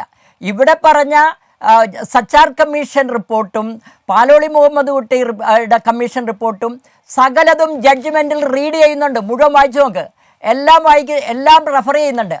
അങ്ങനെ വളരെ ഡീറ്റെയിൽഡ് ആയിട്ട് പഠിച്ച് അവതരിപ്പിച്ചിട്ടുള്ള ഒരു കാര്യം തന്നെയാണ്. പിന്നെ ഞാൻ ഒരു കാര്യത്തിൽ എനിക്കൊരു അഡ്മിഷനുണ്ട്. എൻ്റെ സുഹൃത്തുക്കൾ പറഞ്ഞ കാര്യം ഞാൻ പൂർണ്ണമായിട്ട് യോജിക്കുന്ന ഒരു കാര്യമുണ്ട്. അതെന്താണെന്ന് ചോദിച്ചാൽ ഇവിടുത്തെ മുസ്ലിം കമ്മ്യൂണിറ്റി വളരെ വലിയ പിന്നാക്കാവസ്ഥയിലാണ് എന്നതിൽ യാതൊരു സംശയവുമില്ല. അത് കൃത്യമായി എല്ലാവർക്കും അറിയാവുന്ന ഒരു കാര്യം തന്നെയാണ്. അപ്പോൾ അതിനു വേണ്ടി പഠിച്ച് അവതരിപ്പിച്ച ഇപ്പോൾ എന്താണ് സച്ചാർ കമ്മീഷൻ റിപ്പോർട്ടിൽ അവതരിപ്പിച്ചത്? അവർ മുസ്ലിം കമ്മ്യൂണിറ്റി, ആ റിപ്പോർട്ടിലുള്ളത് മുസ്ലിം കമ്മ്യൂണിറ്റിയുടെ വൈവിധ്യമാർന്ന തരത്തിലെ പിന്നാക്കാവസ്ഥ എടുത്തു കാണിച്ചിട്ടുണ്ട്. ആർക്കും അത് മനസ്സിലാകും. ഓക്കെ, പാലോളി കമ്മീഷൻ റിപ്പോർട്ടിൽ വരുന്നതും എന്താണ്? എല്ലാം പഠിച്ചതിന് ശേഷം മൊത്തം റിപ്പോർട്ട് ഒരുമിച്ച് പഠിച്ചു നോക്ക്. ആ മൊത്തം റിപ്പോർട്ട് വരുന്നത് ഈ ന്യൂനപക്ഷങ്ങളെക്കുറിച്ച്, അല്ലാതെ പിന്നാക്കാവസ്ഥയെക്കുറിച്ച് മാത്രമല്ല, ന്യൂനപക്ഷങ്ങളുടെ കാര്യങ്ങൾ കൂടി പറഞ്ഞുകൊണ്ടാണ് റിപ്പോർട്ട് വന്നിരിക്കുന്നത്. അതുകൊണ്ടാണ് സർക്കാർ ഉത്തരവായിട്ട് കാര്യങ്ങൾ എക്സിക്യൂട്ട് ചെയ്തപ്പോൾ അതിൽ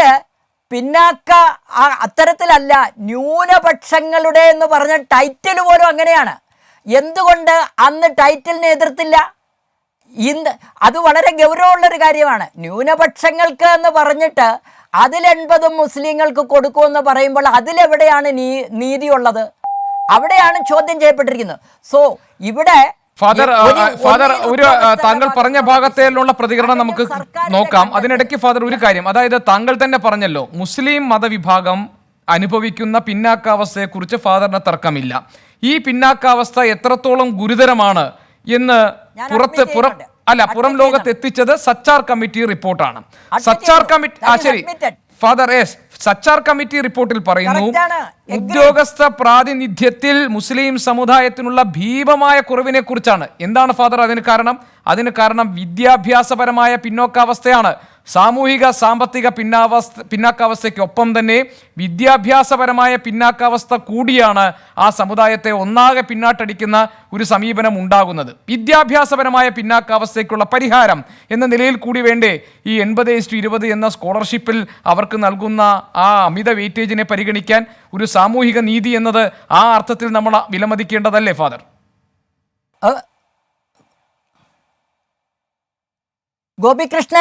മിസ്റ്റർ ഗോപികൃഷ്ണൻ, ഞാൻ ചോദിക്കട്ടെ ഒരു ചോദ്യം.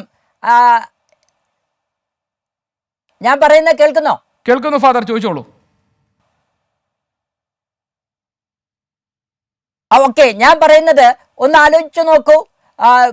ഈ മുസ്ലിം സമുദായം അനുഭവിക്കുന്ന ആ പിന്നാക്കാവസ്ഥ അഡ്മിറ്റ് ചെയ്യുമ്പോൾ തന്നെ ഈ ഫാദർ സേവ്യർ കുടിയാംശ്ശേരി ലാറ്റിൻ കാത്തലിക് കമ്മ്യൂണിറ്റിയുടെ അംഗമാണ്. ഞങ്ങളുടെ പിന്നാക്കാവസ്ഥയെ ഈ പാനലിലുള്ള ആരെങ്കിലും എതിർക്കുമോ? ഞങ്ങളെ കൂടി ഇതിനകത്ത് ഉൾപ്പെടുത്തിയിട്ടുണ്ട്. ഞങ്ങളെ ഉൾപ്പെടുത്തണ്ടേ? ഞങ്ങൾ അതിനേക്കാളും ഗതികേടിലാണ് കഴിയുന്നത്. അപ്പം അതിനകത്തൊരു ന്യായവുമില്ലേ? അങ്ങനെയുണ്ടല്ലോ. പിന്നെ പരിവർത്തിത ക്രിസ്ത്യാനികൾ, അവരെയും ഉൾപ്പെടുത്തിയിട്ടുണ്ട്. അവരും അർഹിക്കുന്നത് തന്നെയാണ്. അപ്പോൾ സർക്കാർ ചെയ്തിരിക്കുന്ന കാര്യങ്ങൾ ശരിയാണ്.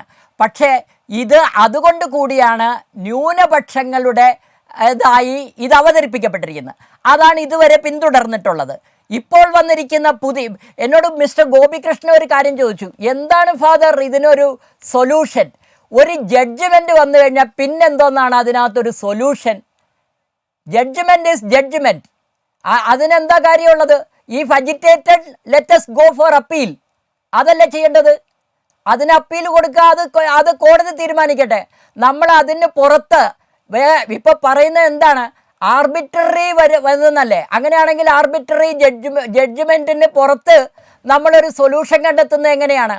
അതിനപ്പുറം ശരിക്കും ഇതിനകത്ത് നീതി നടപ്പാക്കേണ്ടതുണ്ടെങ്കിൽ, ആ നീതിയെക്കുറിച്ച് ഇവിടെ ജഡ്ജ്മെന്റ് ഉച്ചത്തിൽ പറയുന്നുണ്ടെങ്കിൽ അതേക്കുറിച്ച് അന്വേഷിക്കണം. അങ്ങനെയാണെങ്കിൽ അതന്വേഷിച്ചിട്ട് പുതിയ തരത്തിലുള്ള വിചാരങ്ങളാണ് നമുക്കുണ്ടാകേണ്ടത്. ജഡ്ജ്മെൻറ്റിൻ്റെ അവധാനത ഇല്ലായ്മയൊന്നും ഞാൻ വിശ്വസിക്കുന്നില്ല. നീതിയുടെ ഒരു ഭാഗം ഇതിനകത്തുണ്ട്. ഞങ്ങൾക്ക് പറയാനുള്ളത് അതിനനുസരിച്ചുള്ള പുതിയ തീരുമാനം സർക്കാരിൻ്റെ ഭാഗത്തു നിന്നുണ്ടാകണം. അതിൽ ഞങ്ങളെ സംബന്ധിച്ചിടത്തോളം ഞങ്ങൾക്കിപ്പോൾ കിട്ടിക്കൊണ്ടിരിക്കുന്ന 20% ഇനിയും ഉറപ്പാക്കിക്കൊണ്ട് തന്നെയാണ് പുതിയ തീരുമാനം ഉണ്ടാകേണ്ടതെന്നും ഞാൻ വീണ്ടും ആവർത്തിച്ച് പറയുകയാണ്. ശരി ഫാദർ, ഓക്കെ. ശ്രീ PM സലാം, എന്താണ് നിങ്ങൾ സർക്കാരിനോട് ആവശ്യപ്പെടുന്നത്? ഞങ്ങൾ പറയുന്നത് ശ്രീ ഗോപികൃഷ്ണൻ ഇവിടെ സൂചിപ്പിച്ച പോലെ പാലോളി കമ്മീഷൻ്റെ ശുപാർശകൾ മുസ്ലിം സമുദായത്തിന് വേണ്ടി മാത്രമാണ്. ഈ മുസ്ലിം സമുദായത്തിൻ്റെ പിന്നോക്കാവസ്ഥ പഠിച്ചിട്ട് അതിനുള്ള പരിഹാര നിർദ്ദേശങ്ങളാണ് ഒരു വർഷമെടുത്ത് പഠിച്ച പാലോളി കമ്മീഷൻ ഗവൺമെൻറ്റിന് മുമ്പിൽ വെച്ചത്. പക്ഷെ അതിൻ്റെ തീരുമാനം വരുമ്പോൾ അതിലേക്ക് മറ്റു സമുദായങ്ങൾ കൂടി വരുന്നു. അവർക്ക് അവശതകളില്ല, വിഷമങ്ങളില്ല എന്നല്ല ഞങ്ങൾ അർത്ഥമാക്കുന്നത്.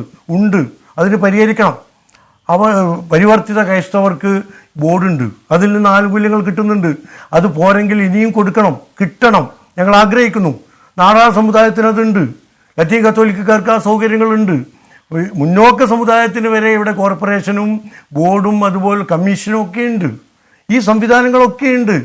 മറ്റേതെങ്കിലും സമുദായത്തിന് അതിൽ നിന്ന് എടുത്തിട്ട് ആരും കൊടുത്തിട്ടില്ല. ഇത് മുസ്ലിങ്ങൾക്ക് വേണ്ടി മാത്രം അന്വേഷണം നടത്തി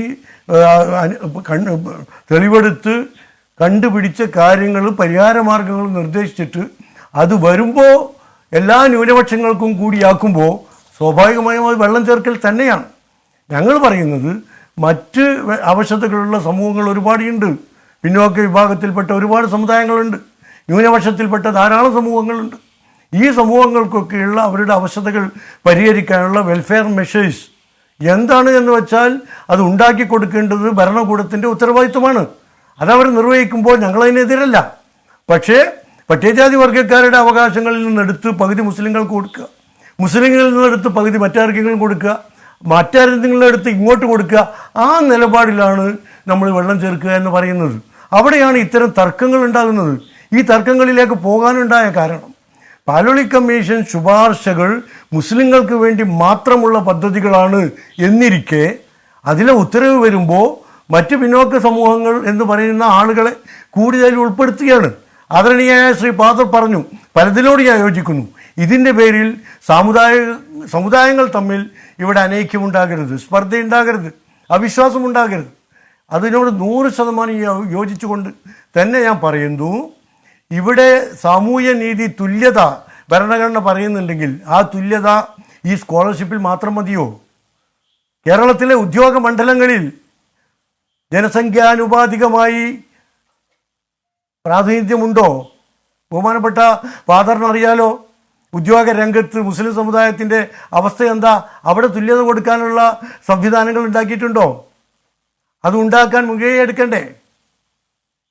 വിദ്യാഭ്യാസ മേഖലയിലെ സ്ഥിതി എന്താണ്? ശരി, ഒരു കണക്ക് ഗവൺമെൻറ് ഒരു കമ്മീഷനെ വെച്ച് പിന്നോക്ക സമുദായങ്ങളുടെ പ്രാതിനിധ്യം തൊഴിൽ മേഖലയിലും വിദ്യാഭ്യാസ രംഗത്തും സാമൂഹ്യ രംഗത്തുമൊക്കെ എടുത്തു കഴിഞ്ഞാൽ മുസ്ലിം സമുദായത്തിന്റെ പിന്നോക്കാവസ്ഥ അറിയാൻ കഴിയും. കേരളത്തിൽ പോലും ശ്രീ കെ.ടി. കുഞ്ഞൻ, ഈ 80:20 എന്ന അനുപാതത്തെ കുറിച്ച് ചോദിച്ചപ്പോൾ മുഖ്യമന്ത്രി തന്നെ പറഞ്ഞത് ഇത് കാലങ്ങളായി വന്ന് നിന്ന ഒരു വിഷയമായതുകൊണ്ട് ഈ കാര്യത്തിൽ കൂടുതൽ പഠനങ്ങൾ ആവശ്യമാണെന്നാണ് അദ്ദേഹം പറഞ്ഞത്. 80:20 അനുപാതം തന്നെ വിവേചനമാണെന്ന് ഈ വിവിധ ഇരു സമുദായങ്ങളും നിലപാട് സ്വീകരിക്കുന്ന ഘട്ടത്തിൽ ഇപ്പോഴത്തെ ഈ കോടതി വിധി യഥാർത്ഥത്തിൽ സർക്കാരിന് മേലൊരു വലിയ സമ്മർദ്ദമല്ലേ? സർക്കാരിന്റെ ഒരു പ്രശ്നം മാത്രമല്ലോ, കേരളീയ സമൂഹത്തിന്റെ പൊതുവായൊരു പ്രശ്നമായിട്ട് നമ്മൾ ഇതിനെ കാണണമെന്നാണ് എനിക്ക് പറയാനുള്ളത്. ഒന്നാമത്തെ പ്രശ്നം, ഇവിടെ ഫാദർ പറഞ്ഞൊരു വിഷയമുണ്ടല്ലോ, വളരെ സ്നേഹത്തോടെ ഞാൻ പറയാണ്, ഈ ചരിത്രത്തിൽ സംഭവിച്ചു പോയ കാര്യങ്ങൾക്ക് നമ്മൾ അപ്രമാണത്തിൽ പരിഹാരം ഉണ്ടാക്കാൻ ശ്രമിക്കുമ്പോൾ അതിൻ്റെതായ ക്ഷമാപൂർവമായ വേണ്ടത്ര തയ്യാറെടുപ്പോടുകൂടി തന്നെ ചെയ്യണമെന്നുള്ളതാണ്. അപ്പം നമ്മുടെ ഇതുപോലുള്ള സമൂഹത്തിനകത്ത് വ്യത്യസ്ത താല്പര്യങ്ങൾ തമ്മിലുള്ള സംഘടന ഉണ്ട് എന്ന് നമ്മൾ കാണുക തന്നെ ചെയ്യണം. അതിൽ നിശ്ചിത താല്പര്യക്കാരുണ്ടാകും, അവരതിനെ വളരെ കമ്മ്യൂണായ രീതിയിൽ ഉപയോഗിക്കാൻ സാധ്യതയുണ്ട്. ഇപ്പൊ ഞാൻ ഇന്നലെ പങ്കെടുത്തൊരു ചർച്ചയിൽ സന്ദീപ് വാര്യരാണ് BJP പ്രതികരിച്ചു വന്നത്. എത്ര മോശമായ, എത്ര വിദ്വേഷ കലുഷിതമായ രീതിയിലാണ് അദ്ദേഹം സംസാരിച്ചത്. അപ്പൊ ഇതെല്ലാം കേരളത്തിൽ നടന്നുകൊണ്ടിരിക്കുകയാണ്.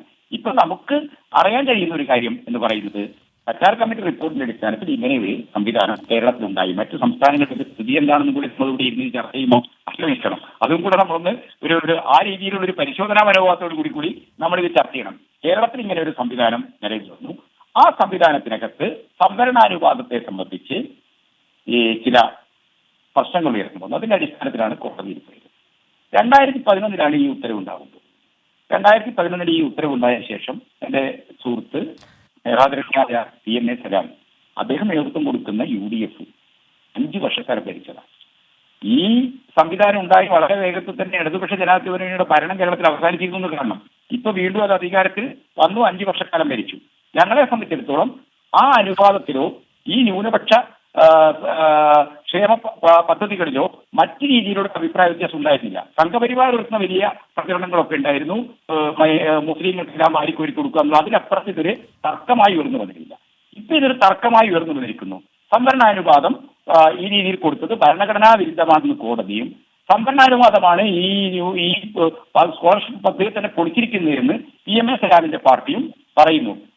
അങ്ങനെ പറയുമ്പോൾ നമുക്ക് സ്വാഭാവികമായിട്ട് എന്താണ് ഇത് ഗൗരവമായി പഠിക്കേണ്ടതുണ്ട്. ഈ കോടതി വിധി പഠിക്കേണ്ടതുണ്ട്. കോടതി വിധി വേണ്ടത്ര അവധാനതയോട് കൂടി ഉള്ളതല്ല എന്ന് ഞാൻ ഇന്നും കോടതി വിധി ചർച്ചയ്ക്ക് പോകുന്നതുകൊണ്ട് എനിക്ക് വീണ്ടും നോക്കേണ്ടി വന്നു.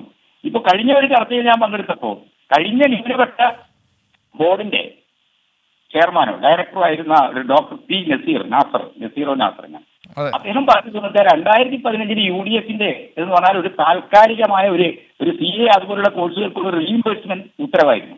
അത് അപ്പൊ തന്നെ കഴിഞ്ഞു. ആ റീഇംബേഴ്സ്മെന്റ് നടക്കുന്നതോടുകൂടി അതിന് പിന്നെ ഇതിന്റെ പ്രാബല്യമില്ല. അപ്പൊ അത് അപ്പൊ തന്നെ കഴിഞ്ഞ ഒരു കാര്യം എന്താണ്, കോടതി ഈ 3 ഉത്തരവുകൾ അതും റദ്ദ് ചെയ്തിരിക്കുന്നു. അതൊരു താൽക്കാലികമായ ഒരു കാര്യം ചെയ്യാൻ വേണ്ടി മാത്രമുള്ളതായിരുന്നു. അപ്പൊ കോടതി ഈ കാര്യങ്ങളെല്ലാം വേണ്ടത്ര ശ്രദ്ധിച്ച് അത് പരിഗണിക്കേണ്ട ഭരണഘടനാപരമായ ഉത്തരവാദിത്വത്തോടു കൂടിയാണ് വിധി എഴുതിയത് എന്ന് പറയാൻ പറ്റില്ല. ബഹുമാനപ്പെട്ട കോടതിയുടെ വിധി ജഡ്ജിമെന്റ് ഇവിടെ ഫാദർ പറഞ്ഞത് ജഡ്ജിമെന്റ് തന്നെയാണ്, അത് നമ്മളെല്ലാം അംഗീകരിക്കുന്നു. എന്നാൽ ആ ജഡ്ജിമെന്റ് സാവകാശം പഠിച്ചിട്ട് ആവശ്യമായ സംവിധാനങ്ങൾ ഉണ്ടാക്കണം. ആ സംവിധാനങ്ങൾ ഉണ്ടാക്കുന്ന എന്താണ്, പാലോളി കമ്മീഷൻ റിപ്പോർട്ടും അതിന് ആധാരമായ സച്ചാർ കമ്മിറ്റി റിപ്പോർട്ടും പറഞ്ഞിരിക്കുന്ന നിലപാടുകൾ നിന്നുകൊണ്ട് മുസ്ലിം മൈനോറിറ്റിയിലെ പിന്നോക്ക വിഭാഗങ്ങളുടെ താല്പര്യം സംരക്ഷിക്കണം. മുസ്ലിം മൈനോറിറ്റി കേരളത്തിൽ മൊത്തത്തിൽ പിന്നോക്ക വിഭാഗമാണ്. എന്നാൽ ക്രിസ്ത്യൻ മൈനോറിറ്റി അങ്ങനെയല്ല. അതിൽ മുന്നോക്കക്കാരുമുണ്ട്, പിന്നോക്കക്കാരുമുണ്ട്. ആ പിന്നോക്കക്കാരാണ് ലത്തീൻ കത്തോലിക്കര്. ഫാദർ പറഞ്ഞത് ഇവിടെ ട്രൈബ്സിന്റെ അവസ്ഥ തന്നെയാണ് ലത്തീൻ കത്തോലിക്കയുടെ മത്സ്യത്തൊഴിലാളികളുടെ അവസ്ഥ. നമുക്ക് എല്ലാവർക്കും അറിയാവുന്നതാണ്, കേരളത്തിലെ എല്ലാവർക്കും അറിയാവുന്നതാണ്. ആ അവസ്ഥക്ക് പരിഹാരം ഉണ്ടാകും.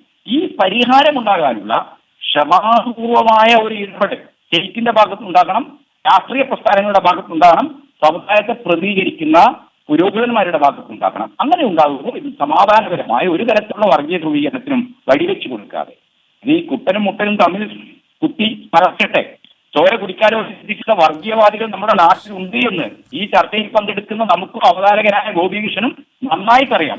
അവരുടെ ഈ വിഷയം കാലാകാലമായി ഉയർത്തിക്കൊണ്ടിരിക്കുകയാണ്. മിസ്റ്റർ ശ്രീധരൻപിള്ള ന്യൂനപക്ഷങ്ങളുള്ള താല്പര്യമില്ല. അങ്ങനെയാണെങ്കിൽ അദ്ദേഹം ആഗ്രയിലെ ശരി ഏതായാലും BJP പ്രതിനിധി ഇല്ലാത്തതുകൊണ്ട് നമ്മളിപ്പോൾ ആ ഒരു ചർച്ച പോകണ്ട. ഏതായാലും വളരെയധികം നന്ദി ശ്രീ KT കുഞ്ഞിക്കണ്ണൻ. ഞാൻ ഇടപെട്ടത് സമയമായതുകൊണ്ട് മാത്രമാണ്.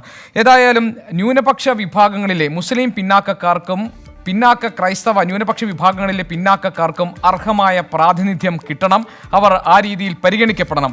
സാമൂഹിക നീതി ഉറപ്പാക്കാൻ ആ ഒരു സമീപനം ആവശ്യമാണ്. ഹൈക്കോടതി വിധിയിന്മേൽ സംസ്ഥാന സർക്കാർ സ്വീകരിക്കാൻ പോകുന്ന സമീപനം എന്തായിരിക്കും എന്നത് ഏറെ പ്രധാനമാണ്, പ്രത്യേകിച്ചും ഇരു സമുദായ സംഘടനകൾ വിവിധ നിലപാടുകൾ സ്വീകരിച്ചിരിക്കുന്ന സാഹചര്യത്തിൽ. അതേസമയം തന്നെ അടിവരയിട്ട് പറയാനുള്ളത് കേരളത്തിൻ്റെ സമാധാന അന്തരീക്ഷത്തിന് തടസ്സം നിൽക്കുന്ന തരത്തിലുള്ള സാമുദായികമായ വൈരത്തിന് ഈ തീരുമാനങ്ങൾ ഇടവരുത്താതിരിക്കട്ടെ. ആ ശുഭപ്രതീക്ഷയിൽ ഈ ചർച്ച ഞാൻ അവസാനിപ്പിക്കുന്നു. ഈ ചർച്ചയിൽ പങ്കെടുത്ത എല്ലാ അതിഥികൾക്കും നന്ദി. എൻകൗണ്ടർ ഇവിടെ പൂർത്തിയാകുന്നു.